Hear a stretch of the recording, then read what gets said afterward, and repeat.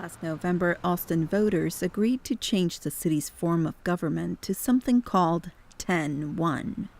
One mayor, 10 districts, with one council member for each.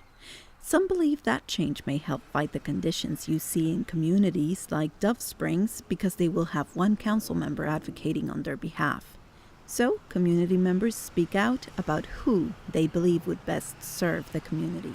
And most of the citizens of Austin don't know about Dove Springs. They don't know about the lifestyle there. They don't know about the culture there. They're in their own worlds. Dove Springs is a small part of Austin in the metro area. But I tell folks, many parts of Austin have different pockets of substandard conditions. Dove Springs is not a pocket. It's an entire neighborhood. It's multiple neighborhoods. It's an entire area.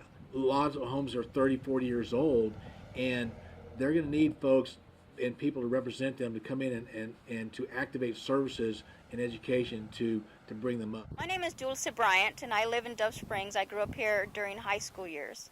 And I think a ideal representative for Dove Springs would be someone who may live here or grew up here at some point, or maybe just, had some years here. And probably from a Mexican American or Latino background, because I think that's the main population here. That's not the only population here. We do have other population also in Dove Springs.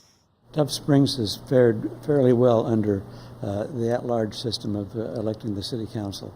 Especially in the early 90s, we managed to get a lot of facilities approved and eventually built out here. Parks, swimming pool, rec center, library, and so forth. Under single-member districts, Dove Springs is going to have a new challenge, and that there are only going to be one district out of 10. Whoever represents this district now is going to have to be bilingual to be effective, no doubt about it. As a past community organization president, I know that in the later days it became very difficult to hold a group together because I wasn't bilingual. I couldn't communicate with everybody.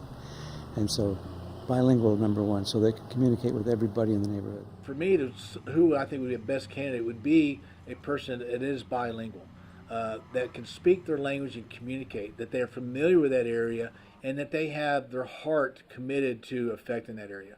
Right now, it's very hard to communicate with these folks. So you're communicating with their children because they talk English. But if you don't speak Spanish, you're talking to the children. You're not talking to the adults because they don't understand you.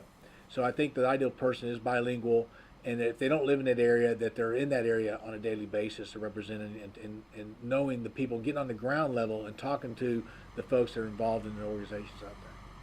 They're going to have a challenge on the council, unlike before where the council members represented the whole city.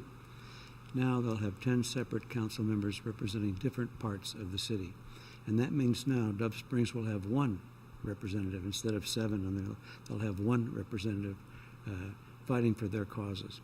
And it's going to take a lot of negotiation, a lot of give and take, a lot of diplomacy to get the other 9 members of the council, plus the mayor, to understand the needs of this community.